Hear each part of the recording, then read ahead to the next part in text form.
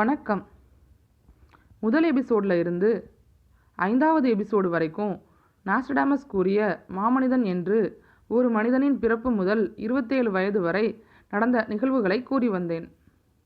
என்னடா மாமனிதன் என்று சொல்லிட்டு சாதாரண மனிதனை பற்றி பேசி வர்றேன்னு நினைக்கிறீங்களா? நான் பேசி வரக்கூடிய மனிதன்தான் நாஸ்டடாமஸ் கூறிய மாமனிதன் என்பதற்குரிய ஆதாரங்களை இந்த வீடியோவில் பார்க்கலாம். சாதாரண மனிதனாக பிறந்து வளர்ந்து வந்த இந்த மனிதன் எப்படி மாமனிதன் ஆனார்? கடவுளின் கிருபை, ஆசீர்வாதம், அபிஷேகம் எப்போது எப்படி அவருக்கு கிடைத்தது? இவர் கடவுளோடு எந்த பாஷையில் பேசுகிறார்? கடவுள் இவரோடு எந்த பாஷையில் பேசுகிறார்? கடவுள் இவர் மூலமாக செய்த அற்புதங்கள், அடையாளங்களை பற்றி சுருக்கமாக இந்த வீடியோவில் பேசுகிறேன். எப்படி ஒரு சினிமா படம் முழுமையாக ரிலீஸ் ஆவதற்கு முன்பாக படத்தோட ட்ரெய்லரை வெளியிடுவாங்களோ அதே மாதிரி இந்த வீடியோவை நான் வெளியிடுறேன். இதை பார்த்து மாமனிதனை பற்றி முழுமையாக நீங்கள் தெரிந்து கொள்ளலாம். மாமனிதனின் 27வது வயதில் திருமணம். மனைவியாக 24 வயதில் ஒரு பெண். அவள்தான் மாமனிதனுக்கு மனைவி என்று கடவுள் தெரிந்தெடுத்தது பற்றி கடவுள் கூறிய தீர்க்க தரிசனங்கள். மாமனிதனின் மனைவி 54 வயதில் மரணமடைகிறார். மரணமடைவதற்கு 6 மாதத்திற்கு முன்பாகவே அவள் ஆவியை நான் எடுப்பேன் என்று கடவுள் கூறிய தீர்க்க தரிசனங்கள். மாமனிதனின் மனைவி பரமண்டலத்திலே கடவுளோடு மகிமையாக வாழ்வது பற்றி கடவுள் கூறிய தீர்க்க தரிசனங்கள். மாமனிதனின் மனைவி பரமண்டலத்திலிருந்து மாமனிதனோடு அவரது குழந்தைகளோடும் பேசிய வார்த்தைகள். இவை அனைத்தும் இனிவரும் எபிசோடுகளில் காணலாம். கடவுள் மாமனிதனுக்கு கொடுத்த 2 பெண் குழந்தைகள், ஒரு ஆண் குழந்தையில் முதலாம் பெண் குழந்தைக்கு 25வது வயதில் கடவுள் பெயர் சூட்டினார்.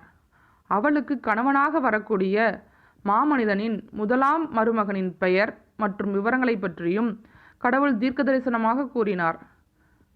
மூத்த மகளுக்கு அரசு பணி கொடுப்பதை முன்கூட்டியே தீர்க்க தரிசனமாக கடவுள் மாமனிதனுக்கு வெளிப்படுத்தினார். 2வது பெண் குழந்தைக்கு கடவுள் இதுவரையிலும் பெயர் சூட்டவில்லை. மாமனிதனிடம் கடவுள் 2ஆம் பெண் குழந்தையின் 17ஆம் வயதில் பிரியமான இளைய குமாரத்திக்கு என்று ஒரு தேசம், ஜனம், பணி வைத்திருக்கிறேன். அந்நிய தேசத்திலே ஐஸ்வர்யமான மனவாழ்வு நான் கொடுப்பேன் என்று தீர்க்க தரிசனமாக கூறினார். இளைய மகளின் 27வது வயதில் திருமணம் முடித்து வெளிநாட்டில் வசித்து வருகிறார். கடவுள் மாமனிதனிடம் கூறிய தீர்க்க தரிசனம் நிறைவேறியது. 3வது ஆண் குழந்தையின் 6வது வயதில் செய்யாத குற்றத்திற்காக ஒரு குற்றப்பழியோடு சொந்த ஊரில் இருந்து மாமனிதனை வெளியே அழைத்து வந்த கடவுள் அந்த ஆண் குழந்தைக்கு 13வது வயதில் பெயர் சூட்டினார்.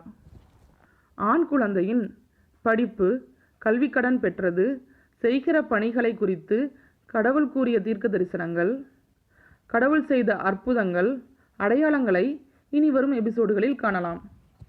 27வது வயதில் திருமணம் செய்த மாமனிதன் மனைவியோடும் 3 குழந்தைகளோடும் சந்தோஷமாக வாழ்ந்து வந்தார். முதல் பெண் குழந்தை கருவான உடனே கடவுள் அவரை சொந்த ஊரிலிருந்து வெளியூருக்கு அழைத்து வந்தார். 2வது பெண் குழந்தை பிறந்தவுடனே சொந்த ஊரில் வீடு கட்டி வாழ கடவுள் மாமனிதனை வெளியூரிலிருந்து சொந்த ஊருக்கு அழைத்து வருகிறார். 3வது ஆண் குழந்தையின் 6வது வயதில் மாமனிதனின் 41வது வயதில் செய்யாத குற்றத்திற்காக ஒரு குற்றப்பழியோடு சொந்த ஊரை விட்டு மாமனிதனை கடவுள் வெளியே அழைத்து வருகிறார். மாமனிதன் தனது 45வது வயதில் ஒரு ஜோதிடரிடம் ஜாதகம் பார்த்தபோது ஜோதிடர் கூறியதாவது: இந்த மனிதன் 52வது வயதில் ஒரு ஞானியைப் போல வாழ்வார். பேய், பிசாசு, பில்லி, சூனியம் எல்லாம் இவரை கண்டால் சிதறி ஓடும் என்று கூறினார். 46வது வயதில் மாமனிதன் செய்யாத குற்றத்திற்காக கொஞ்சமும் சம்பந்தமில்லாத பொய்யான குற்றச்சாட்டினால் சிறைக்கு சென்றார். மாமனிதன் தனது 46வது வயது முதல் 58வது வயது வரை 12 ஆண்டுகள் சிறை வாழ்க்கை வாழ்ந்து வந்தார்.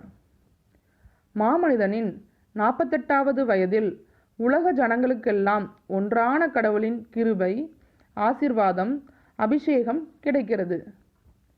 கடவுள் மாமனிதனை தன் ஆவியால் அபிஷேகம் செய்தார். மாமனிதனுக்கு ஒரு பெயர் சூட்டினார். மாமனிதனின் மேல் கடவுள் பிரியமாயிருக்கிறார். இக்காலகட்டத்திலிருந்து கடவுளின் ஆவி மாமனிதனுக்குள் இறங்கினால் அவர் சக்தி பெற்றவராக கடவுளோடு ஒருவித பாஷையில் பேசுவார். கடவுள் மாமனிதனிடம் ஒரு விதமான பாஷையில் பேசி மாமனிதனின் வாயின் மூலமாக கடவுள் தமிழில் தீர்க்க தரிசனங்கள் கூறி வருகிறார். மாமனிதன் மூலமாக கடவுள் கூறிய தீர்க்க தரிசனங்களை இப்போது காணலாம். இவன் என் குமாரன், என் நேசகுமாரன், இவன் மேல் நான் பிரியமாயிருக்கிறேன். இவனோடு நான் கூடவே இருக்கிறேன். இவனை எந்த சாத்தானும் எந்த ரூபத்திலும் நெருங்க முடியாதபடி இவனைச் சுற்றிலும் அக்கினியால் பாதுகாப்பு வளையம் வைத்திருக்கிறேன். உலக ஜனம் உன் முன் திரள்வார்கள். நான் உன்னோடு கூடவே இருக்கிறேன். என் தூதுவர்களும் சேனைகளும் உன்னோடு கூடவே இருந்து உன் உத்தரவுக்கு கட்டுப்பட்டு நடக்க நான் உத்தரவிட்டிருக்கிறேன். என்னால் படைக்கப்பட்டவைகள் அனைத்தும் உன் உத்தரவுக்கு கட்டுப்பட்டு நடக்க கடவது. உனக்கென்று ஒரு தேசம், ஜனம், பணி வைத்திருக்கிறேன்.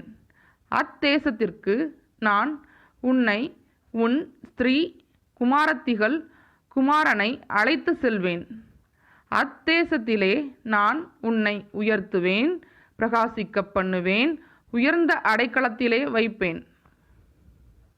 உன் சத்துருக்களை சங்கார தூதுவன் அழிப்பான். உன் தாயின் கர்ப்பத்திலே உன்னை தெரிந்தெடுத்து அழைத்து ஆசிர்வதித்து என் ஆவியால் அபிஷேகப்படுத்தி இருக்கிறேன். நீ என் குமாரன், என் நேசகுமாரன். நான் உன்னை விட்டு விலகுவதும் இல்லை, உன்னை கைவிடுவதும் இல்லை. உலக ஜனங்களுக்கெல்லாம் அதிபதி நீ. உலகத்தில் உள்ள அனைத்து தேசத்தின் ராஜாக்களுக்கெல்லாம் ஆலோசனைக்காரன் நீ. உனக்கு ஒரு உன்னதமான பணி வைத்திருக்கிறேன். ஜனங்களை கீழ்ப்படுத்தவும் ராஜாவின் இடைக்கட்டுகளை கட்டவும் அதிகாரமுள்ள பணி கொடுப்பேன். சூரியன் உதிக்கும் திசை முதல் அஸ்தமிக்கும் திசை வரை ஜனங்களை உனக்கு கீழ்ப்படுத்துவேன். ஒரு ராஜா போல உனக்கு அதிகாரம் கொடுப்பேன். புதிய தேசத்திலே ஜனத்திரள் உனக்கு முன்பாக இருக்க கடவது. உன்னை அவர்களுக்கு வழிநடத்தச் செய்வேன். என் நேசகுமாரனாக உன்னை முத்திரையிடுவேன். உன்னை அனைவருக்கும் முன்பாக என் நேசகுமாரனாக அறிக்கையிடுவேன். என் குமாரன் மாமிசமான வாழ்க்கைக்காக அல்ல, ஆவிக்குரிய வாழ்க்கைக்காக அழைக்கப்பட்டிருக்கிறான். உனது சிறையிருப்பு சில நாள். உன்னை புடம் போடுவதற்காகவும் பரிசுத்தப்படுத்துவதற்காகவும் வைக்கப்பட்டிருக்கிறாய். ஆவியின் கனிகள், ஆவியின் வரங்கள் அனைத்தும் உனக்கு கொடுக்கப்படும். மனுஷகுமாரன் செய்த பெரிய காரியங்களைப் போல் பெரிய காரியங்களும் அதிசயங்களும் அற்புதங்களும் செய்ய உனக்கு அதிகாரம் கொடுக்கப்படும். வானம், பூமி, சமுத்திரம் அனைத்தும் என்னால் படைக்கப்பட்டது. என் தூதுவர்கள் மூலமாக நான் அவைகளை இயக்கிக் கொண்டிருக்கிறேன். ஆட்டவோ அசைக்கவோ எனக்கு அதிகாரம் உள்ளது. அசைப்பேன், அசைப்பேன், அசைப்பேன். அழிப்பேன், அழிப்பேன், அழிப்பேன். கேடுகட்ட ஜனங்கள் வாழும் பூமியை நான் அழிப்பேன். உலகம் அதன் வடிவம் மாறும். மாற்றுவேன், மாற்றுவேன், மாற்றுவேன். நீரால், நீரால், நீரால். உலகம் என்னால் உண்டானது. தூதுவர்களும் சேனைகளும் அதன் உருவத்தை மாற்றுவார்கள். நீரால், நீரால், நீரால்.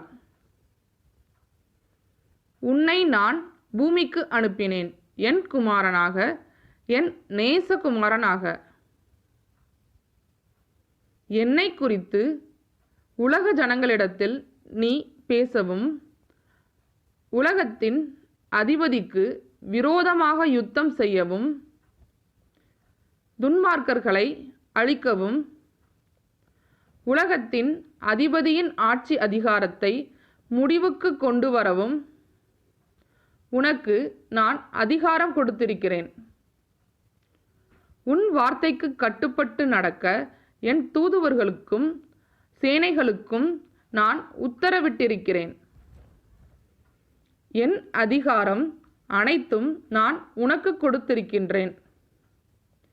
பூமியிலே என் பணி நீ செய்யவே. உலக ஜனங்கள் உனக்கு முன்பு கடல் அலையென திரண்டிருப்பார்கள், என் வார்த்தைகளை உன் மூலமாக கேட்பதற்கு. அந்நாள் மிக மிக மிக சமீபமாயிருக்கிறது.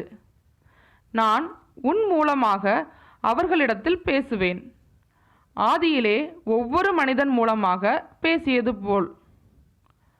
அற்புதங்கள் அடையாளங்கள் நீ செய்வாய். அதிகாரம் நான் உனக்கு கொடுத்திருக்கின்றேன். உலகத்தில் உள்ள அனைத்து தேசத்தின் அதிபதிகளும் உன்னோடு உறவாடுவார்கள். அந்நாள் மிக மிக மிக சமீபமாயிருக்கிறது.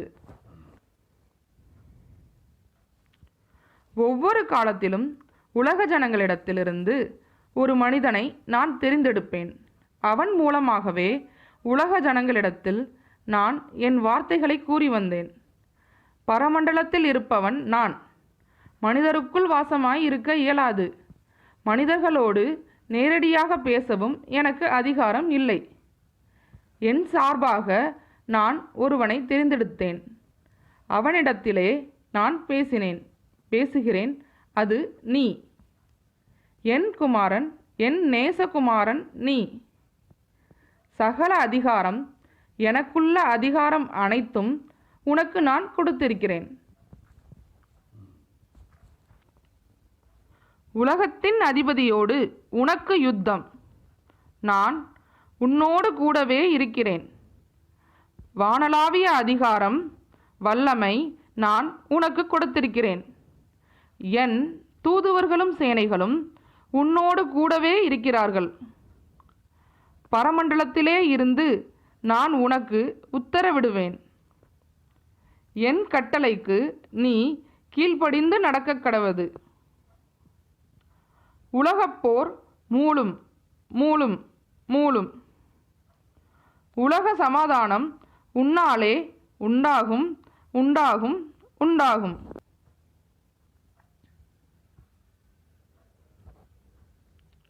அமெரிக்க தேசம் குறித்து கடவுள் மாமனிதனிடம் கூறிய தீர்க்க தரிசனங்கள். அமெரிக்க தேசம். மரணம். உலகத்தில் உள்ள தேசம் எங்கும் உள்ள மரணத்தை காட்டிலும் அதிகம். காரணம் நான். அமெரிக்க ஜனங்களுக்கு விரோதமாகவே நான் என் கரத்தை நீட்டியிருக்கிறேன். மரணம் அதிகம். காரணம் நான். ஜனங்கள் அழித்தேன், அழிக்கிறேன். உன் பாதம் படும் அத்தேசத்திலே உறுதியானது, உறுதியானது, உறுதியானது. தேசத்தின் அதிபதியோடு நான் உன்னை கூட்டிச் சேர்க்கிறேன்.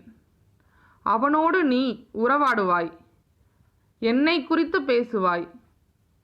உன் வார்த்தைக்கு அவன் செவி கொடுப்பான், என்னை விசுவாசிப்பான். மரணம் நீங்கும், நீங்கும், நீங்கும். அத்தேசத்திலே உன்னால், உன்னால், உன்னால். அமெரிக்க தேசம் ஜனங்கள் மரணிக்கிறார்கள். அதிக அளவிலே ரஷ்ய தேச ஜனங்கள் வேதனைப்படுகிறார்கள். அதிக அளவிலே இரு வல்லரசு என்று தன்னைத்தானே பிரகடனப்படுத்தி கொண்டிருக்கிற இரு நாடுகளும் வேதனைப்படுகிறார்கள். மனிதனுக்கு அதிகாரம் அல்ல, எனக்கே அதிகாரம் நிரூபித்திருக்கிறேன். மனிதன் உணர்வானாக.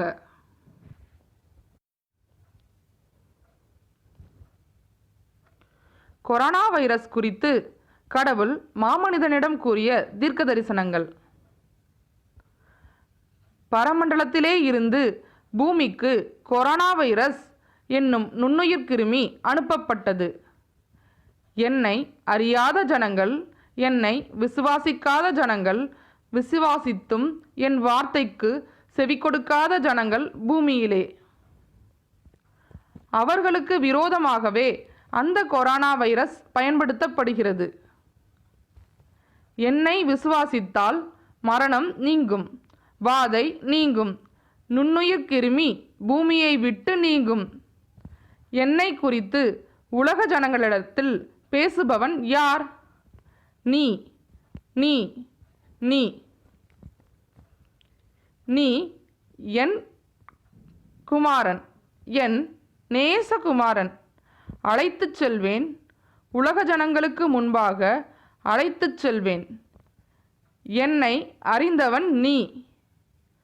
உலக ஜனங்களிடத்தில் என்னை குறித்து நீயே பேசக்கடவது. அழைத்து செல்வேன். அந்நாள் மிக மிக மிக சமீபமாயிருக்கிறது. மகிமையாக மகிமையாக மகிமையாக நான் உன்னை அழைத்து செல்கிறேன். உலகத்தில் உள்ள அனைத்து தேசத்தின் அதிபதிகளோடும் நீ உறவாடும் நாள் மிக மிக மிக சமீபமாயிருக்கிறது.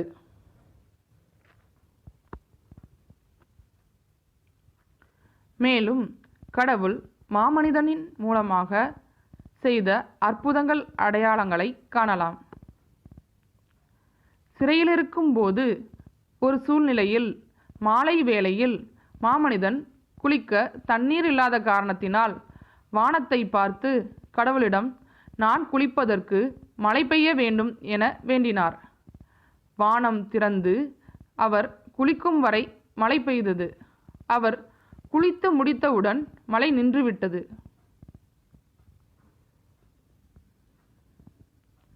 மாமனிதன் சென்னையிலிருந்து மதுரை செல்வதற்காக மெயின் ரோட்டில் இருந்து கோயம்பேடு பஸ் ஸ்டாண்டு வரை நடந்து செல்றப்ப மழை ஆரம்பித்து விட்டது.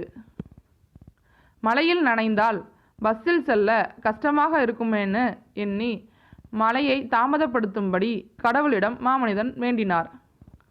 ஒரு ஆட்டுக்குட்டி பின்தொடர்ந்து வருவது போல மழை மாமனிதனை பின்தொடர்ந்தே வந்து கொண்டிருந்தது. மாமனிதன் பஸ் ஸ்டாண்டுக்குள்ள செல்லும் வர நனையாமல் பின்பு மழை முழுவதுமாக பெய்ய ஆரம்பித்து விட்டது.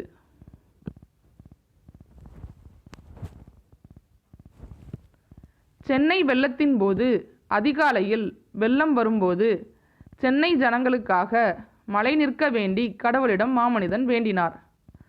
இவர் வேண்டுதலை கேட்ட கடவுள் மழையை நிப்பாட்டினார். தொடர்ந்து மழை பெய்திருந்தால் சென்னை அதிகமாக சேதமடைந்திருக்கும்.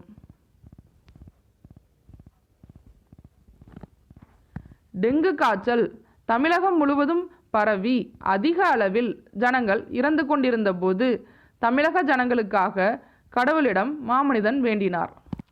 கடவுள் டெங்கு காய்ச்சலை தமிழகத்திலிருந்து முற்றிலுமாக நீக்கினார். ஒரு தேசத்தின் அதிபதியின் மரணத்தை குறித்து அவர் மரணமடைவதற்கு 10 மாதங்களுக்கு முன்பாகவே கடவுள் மாமனிதனிடம் கூறினார். ஒரு தேசத்தின் அதிபதியின் பதவிக்காலம் தற்காலிகமானது என்று மாமனிதனிடம் கடவுள் கூறினார். கடவுள் தீர்க்க தரிசனம் கூறிய 2 மாதத்திற்குள்ளாக தேசத்தின் அதிபதி தனது பதவியை ராஜினாமா செய்தார். ஒரு அரசியல்வாதிக்கு அவருக்கு என்ன நேரிடும் என்பதை கடவுள் மாமனிதனிடம் கூறினார். அவை அனைத்தும் அவருக்கு நிறைவேறியது. ஒரு பாடகரின் மரணத்தை குறித்து கடவுள் மாமனிதனிடம் முன்னதாகவே தீர்க்க தரிசனமாக கூறினார். பாடகர் மரணமடைந்தார். கொரோனா வைரஸ் சீனாவில் ஆரம்பித்து 340 பேர் மரணமடைந்த காலத்திலிருந்து மாமனிதன் சீன ஜனங்களுக்காக கடவுளிடம் வேண்டினார். சீனாவிலிருந்து கடவுள் கொரோனா வைரஸை விலக்கிக் கொண்டார்.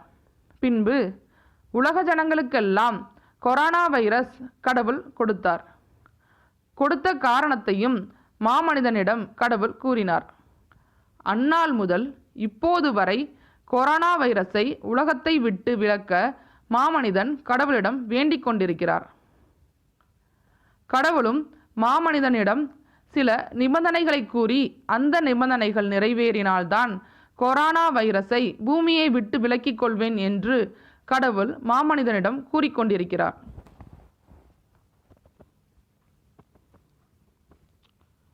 கொரோனா வைரஸ் வாதை முடிந்தவுடனே 3ஆம் உலகப் போர் ஆரம்பமாகும். உலக சமாதானம் மாமனிதனால்தான் உண்டாகும் என கடவுள் கூறி வருகிறார். இதைப்போன்று அநேக தீர்க்க தரிசனங்களும் கூறி வருகிறார். அற்புதங்களும் அடையாளங்களும் தொடர்ந்து கடவுள் மாமனிதன் மூலமாக செய்திருக்கிறார், செய்து கொண்டும் வருகிறார், செய்வார். நன்றி, வணக்கம். நான் உங்கள் தமிழன்.